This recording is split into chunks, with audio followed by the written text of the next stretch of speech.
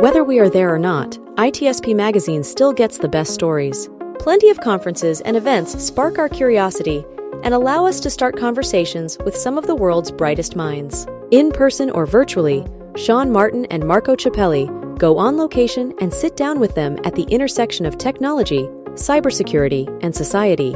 Together, we discover what the synergy of these three elements means for the future of humanity.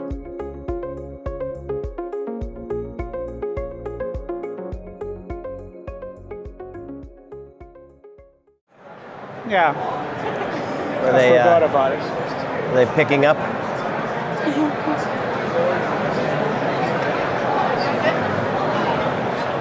All right, we have speed. Look at that, Marco. Are we going? Which camera are we looking at, though? The engine's running. Oh, okay. What?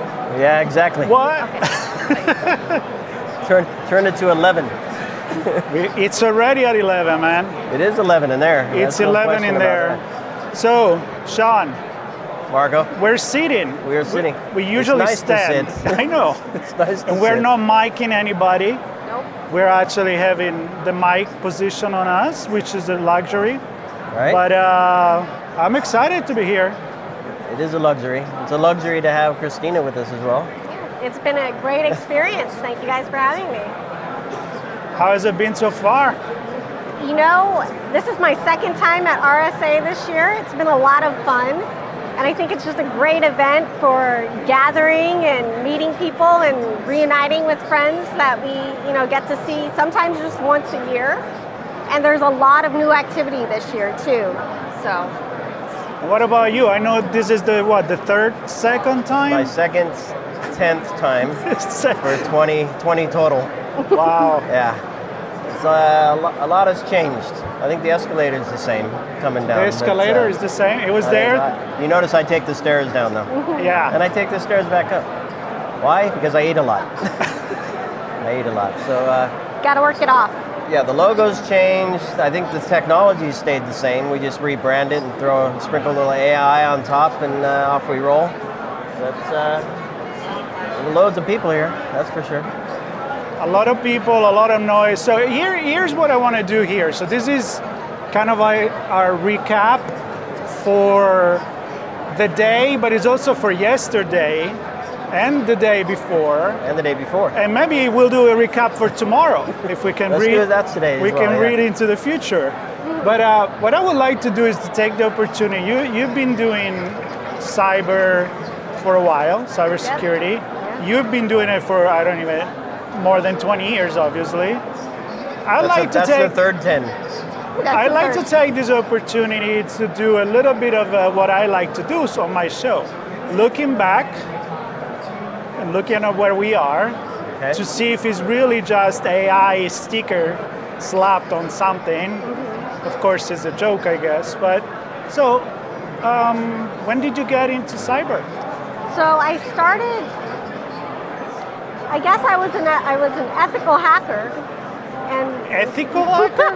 I shouldn't put that into air quotes. No, you should never do the ethical hacker. Well, so I started hacking. Let's start it again, Chuck. Cut. I started hacking about 20 years ago as a hobby, and that grew as a hobby. On non-hobby stuff, though. What? On non-hobby stuff. Non-hobby stuff. Let's cut that too. Let me start over. Hold on 1 second before I never did anything illegal. There were no laws back then. No Okay. laws. Yeah. So I started off as a web developer, and I got into hacking, and I learned how to hack into different websites and things ethically, and continued working as a web developer, and at the same time also worked as a journalist. And my path into cyber kind of, was indirect. I went into journalism, marketing, and continued with web development on the side. And then eventually I moved into the GRC portion and started working with ISO, and that evolved into going to graduate school for a master's in cybersecurity and MBA. Right, but now you have this new show. and you talk about AI. I do. Yes. Surprise! Surprise! Right? Yes. So, your take, since when you, in a few words, since when you started, how different it is now, besides AI? Besides AI, I think it's matured. Mature? Yes. Cybersecurity has definitely matured. I remember, back in the early 2000s, there was so much that we did not have that we have today. And the policies and the development continue to change year in, year out as the technology changes and emerging technologies come through and start to impact our day-to-day. So I've seen maturity over the last couple of decades. So it's not a Wild West anymore? Not as much as a Wild West. I can't say it is. There's a lot more regulations about Sean, this. do you agree? No.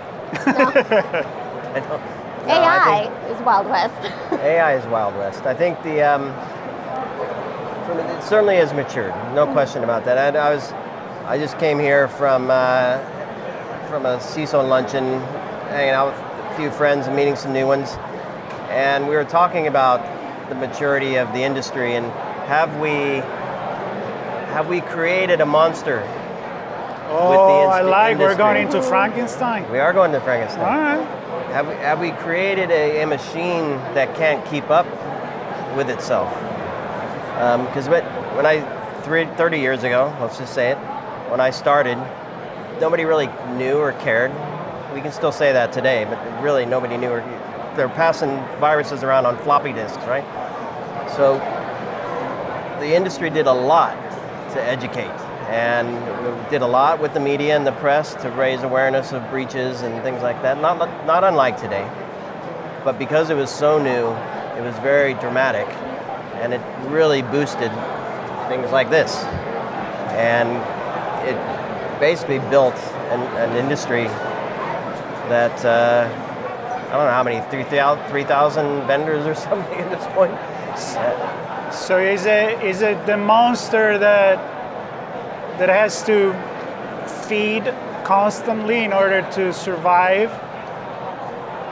Or it can, do you remember before we started, I said I'm going to say bad things about the industry, but in a nice way. So is it necessary to have this industry on its own, or did it slowly eventually going to embed into other industry like technology, embed in clothing and manufacture and whatever you want?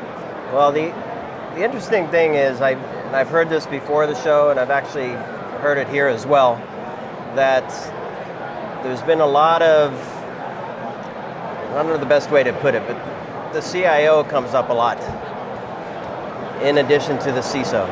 And so much more collaboration, much more integration, the CIO leading a lot of what is really secure by design, right? So here are the business things we're trying to achieve, and we're going to enable those with technology and bring security. So I'm starting to hear that, as well as still security kind of leading, but maybe more from a risk perspective.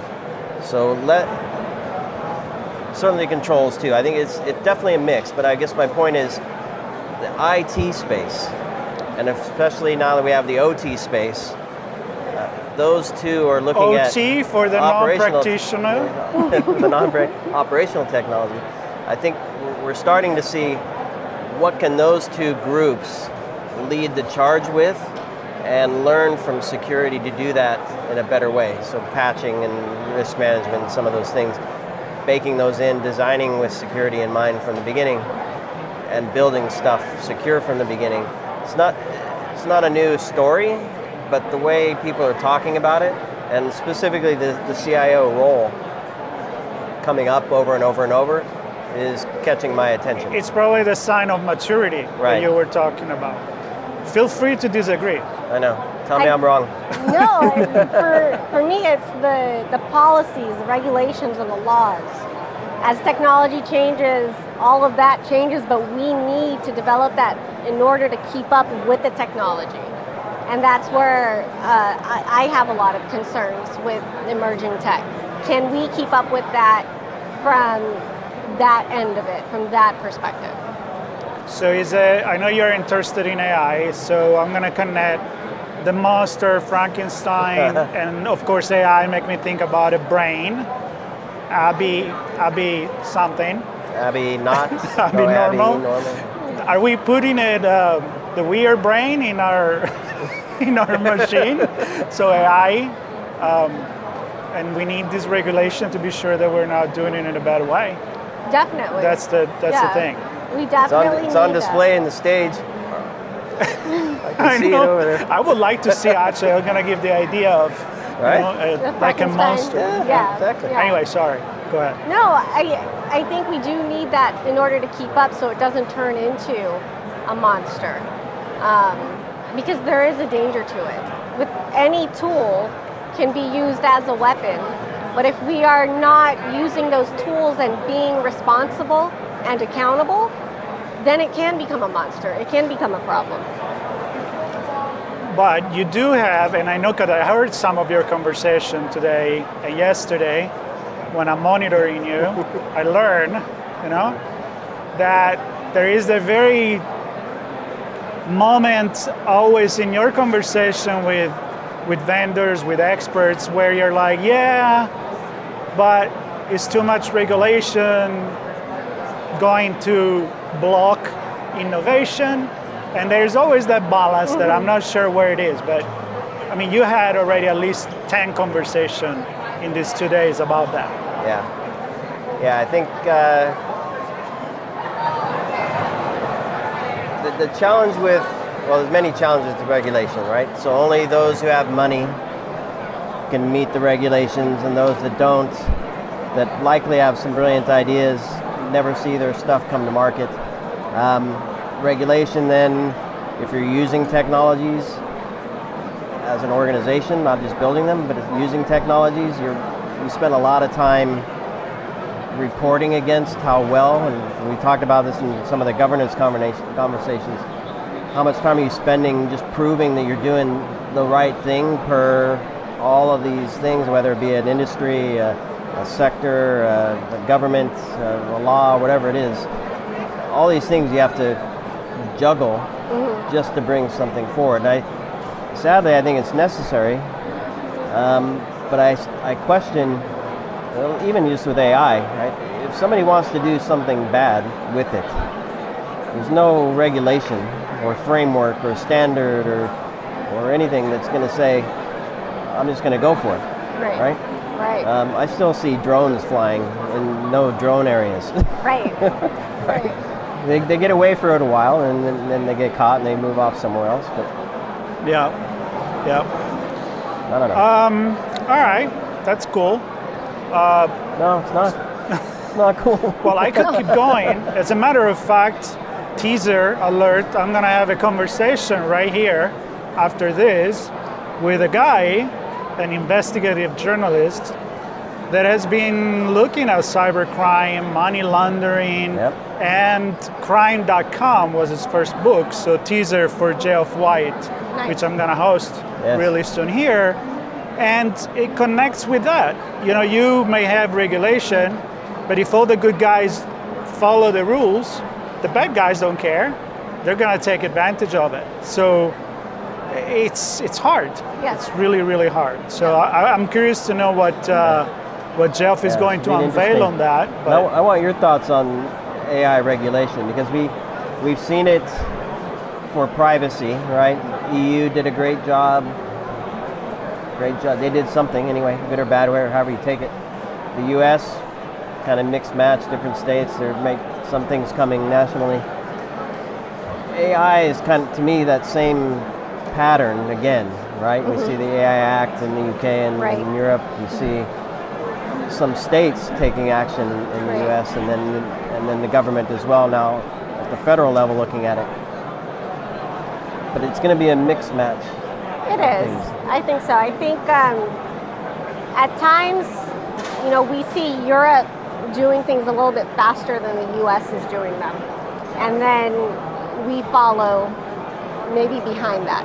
Right. You know, but what happens in other countries and other regions impacts what we are doing here and how we are doing what we do with regulations and GRC. So, but you know, there does have to be that balance to make sure that what we are doing is right for us domestically, so that we can continue to work internationally, whether that is, you know, in private industry or government, and be able to compete and protect as well. This reminds me, Marco, of the conversation we had with Kate Esprit. You remember? We were talking about the geopolitics of the technology and who you buy from and how you deploy it and who you have serviced the solutions you use could put you as a company and as a state and as a nation perhaps even in a political position that just because you select some technology, right? And I think same thing for AI, how you use it, how you apply it, how you let the society use it, I think might put folks in a position geopolitically that could change boundaries and how we collaborate, interact with each other. Yeah, she was talking specifically about cybercrime in South America. Yeah, but selecting a particular network switch from a nation state that's not friendly with the U.S. Right. Where does that nation using that technology? That's why you invited me on that conversation, because it was very much about social demographic and economy, actually, because when does the crime go and recruit? Most of the time is where people need job and need to make money, because they're like, we're giving you money. It's like mafia, you know. I mean, it has become it's always been the state inside the state. Mm-hmm. It's grown because the people couldn't trust the state, so the organized crime got in between and said, we take care of you, right. You take care of me. Mm-hmm. You know, I'm Italian, I know this. But the same thing was coming out in South America. And to be honest, the same thing, I had a conversation with a congressional nominee, which is here, Madison Horn, right before, as part of the pre-event coverage.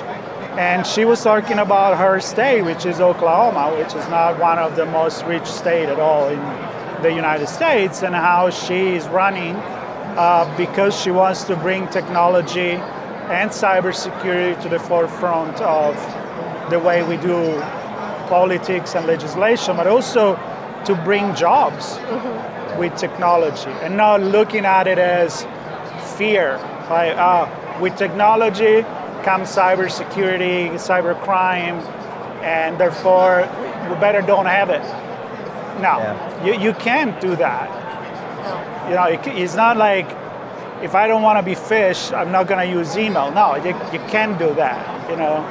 You gotta use the car, even if you may risk something, but do it as safely as you can. Yeah. And regulation help. So that's a good example of how that works. Well, I think we need to regulate education to include this.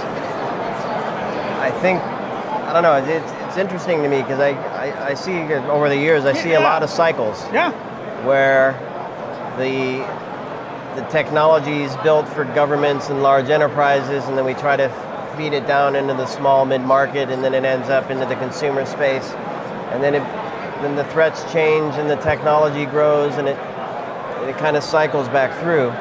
And throughout this cycle, I also see businesses sprout and new services being offered to help companies use the technology, manage the technology, monitor the technology, all this stuff. And it's because there aren't enough people to support all of the companies for all of those technologies, against all those threats 24/7. So we need companies that offer services, but then we bring new technologies in that creates even more services. Yeah. So we're just, I guess, kind of my point earlier, we continue to add layers, right? And partly it's because we're adding technology layers. Right. But for every technology layer and every business process and every data set, we're adding more controls and more policies and the need for more people for all of this stuff. And I don't know if that's the monster that I was talking about. I don't know if we can sustain that. I don't know if it'll sustain. Technology is so embedded in everything we do in our day-to-day lives, no matter what industry we look at, whether it's financial, healthcare, education, it's in everything. And I think, for those of us inside and outside the industry, we have to realize that technology is not, there is no physical border to it. So it doesn't matter what state you're in, it doesn't matter what country you're in or what region you're in. There are no physical borders. We're all interacting, right? So I think it's important to keep that in mind.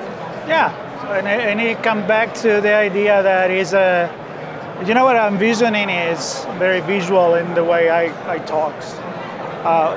Fungi, what you see on the surface, it's nothing. The whole microcosmo mycosis underneath, that's where all is networked, and we don't even know where it goes. And I feel like that monster is kind of like that. I've seen a TV, The Last of Us, I think was about that. But the point is, it's everywhere, even when we don't realize it. And the everyday user that say, oh, now there is AI. And you're like, no, AI has been here for a long time. Maybe it wasn't as buzzword as now not embedded in your phone, but it was here.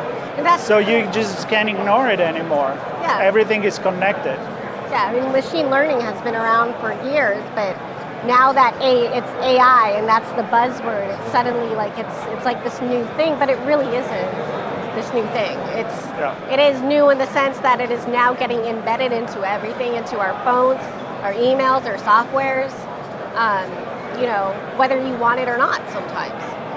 And is the consequence of everything connected? If we didn't have the internet, we probably, Turing was looking at it in the 40s, right? But in the 50s, but we didn't have the technology really to do it. But it's always been that Dr. Frankenstein dream, right? Yes. Anyway, or Dr. Jekyll and Mr. Hyde. Yeah. Yes. And now we have the technology to leverage that for good or evil.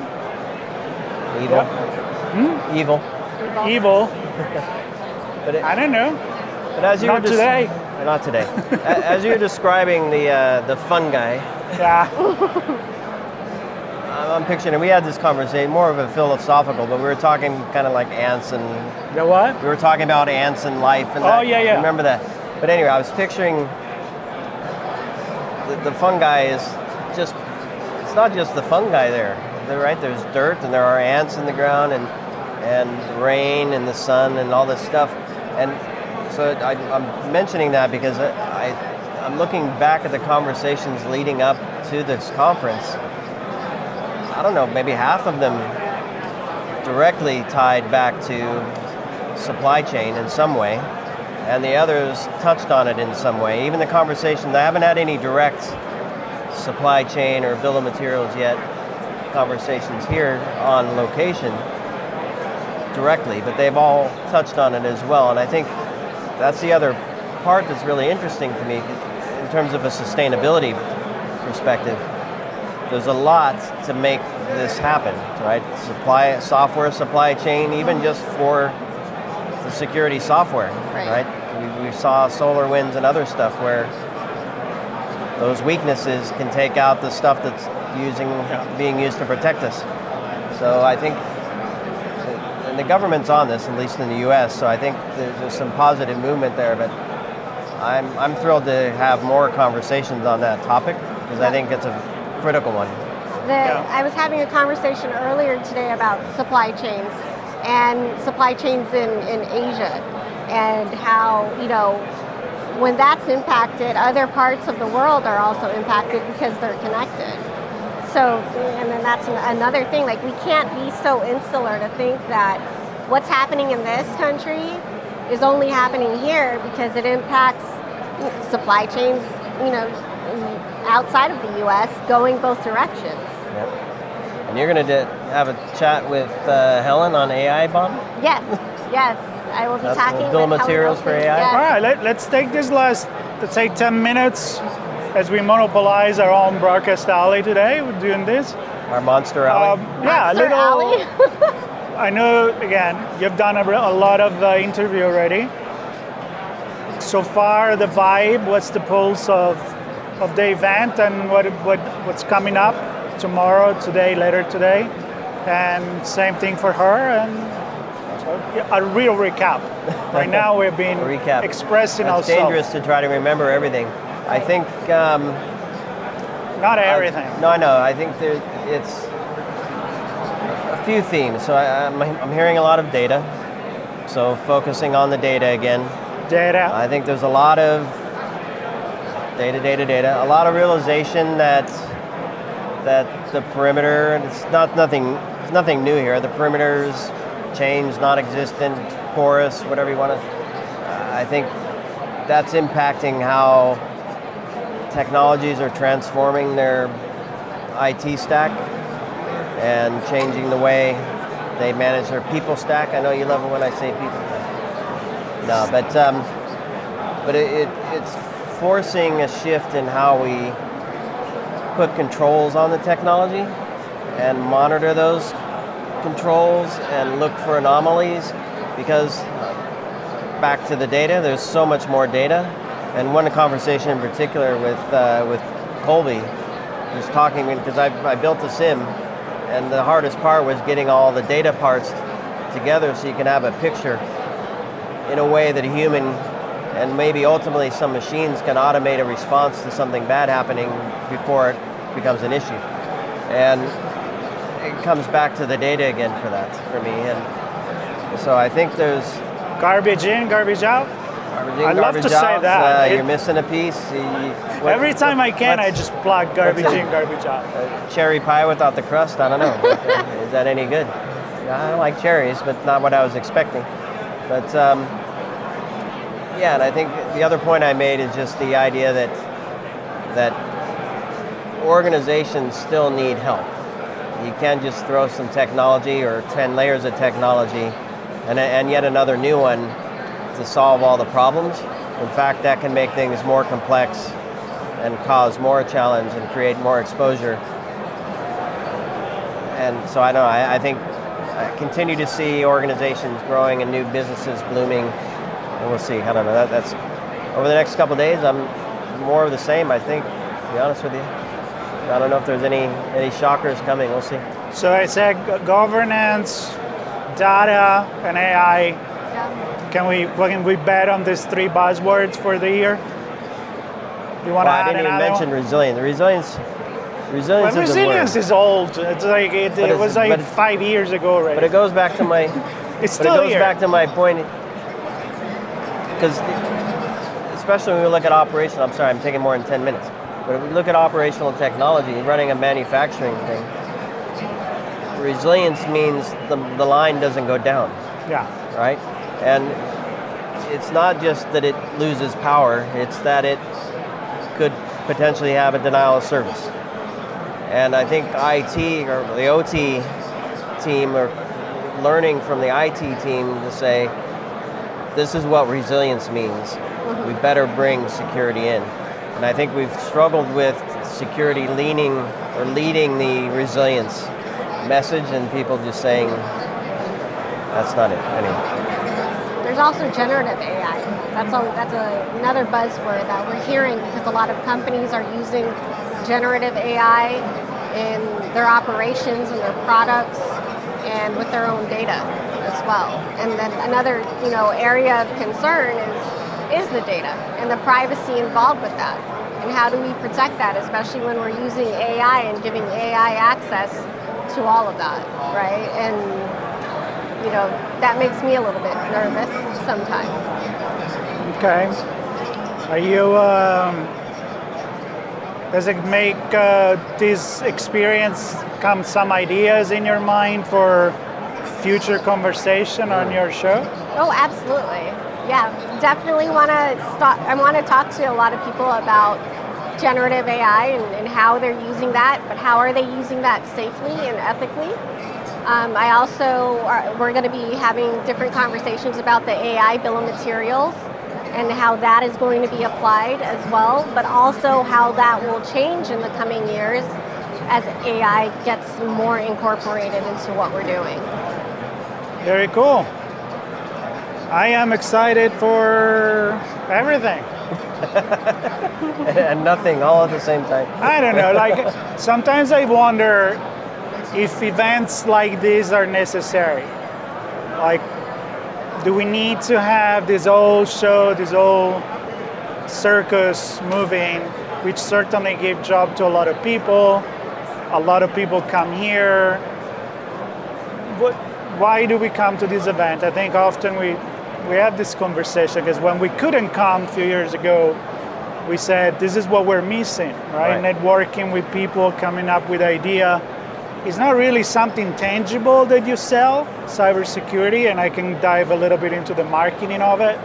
We don't have the box anymore, and you sell the idea of security. It's kind of like what you do with pharmaceutical, drug, insurance, and banks and finance. But we don't have event for that kind of things. Of course, maybe because the community is not so, doesn't need to be so innovative. Or maybe we don't know about those events. It's true. Okay, touche. I think these are critical events to have. I think there's a lot of money being spent that maybe organized in a different way could get a bigger bang for the buck, but I think just the fact that Antony Blinken was here and got coverage, right?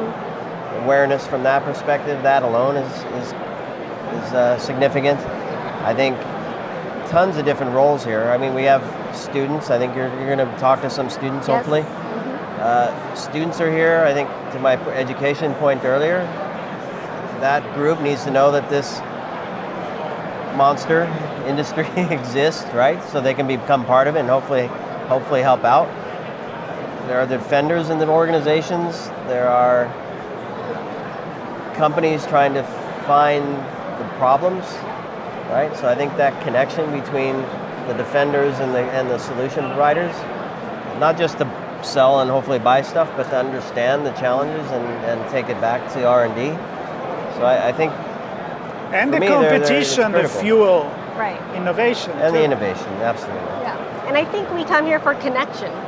Yeah. And that's something that's also important to have, not just virtually, but it's nice to be able to connect with other people face to face and to develop those connections and continue to foster those relationships as well.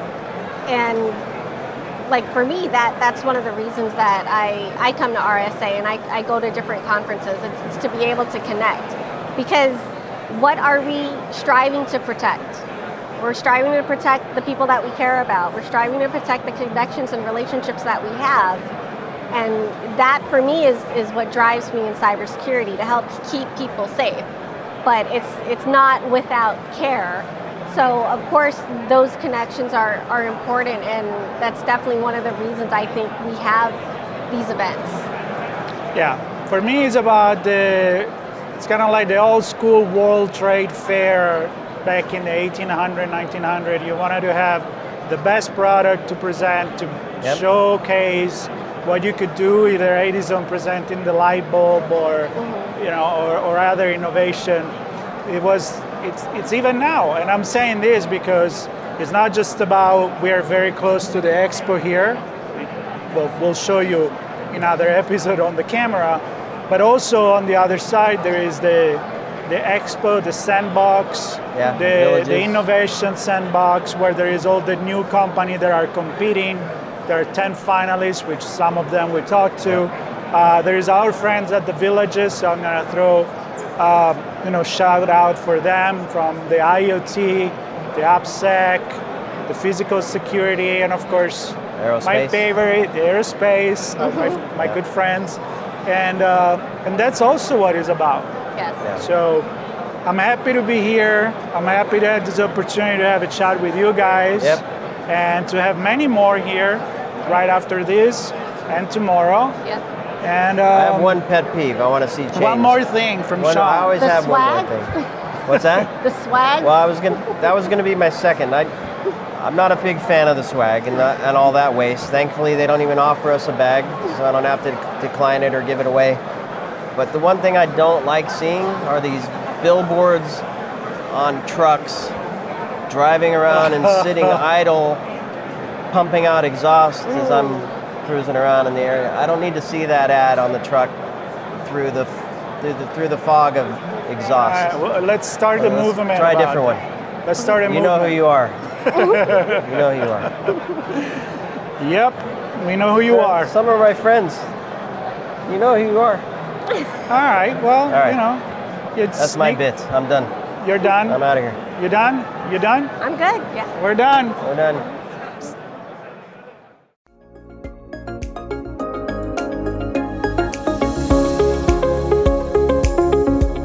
We hope you enjoyed this episode of Sean and Marco's On Location event coverage conversations. Please take a moment to give the show a good rating and leave a comment. Remember to share this podcast with your friends, family, and colleagues. Come back for more conversations and follow Sean Martin and Marco Ciappelli as they continue their journey toward redefining cybersecurity and society.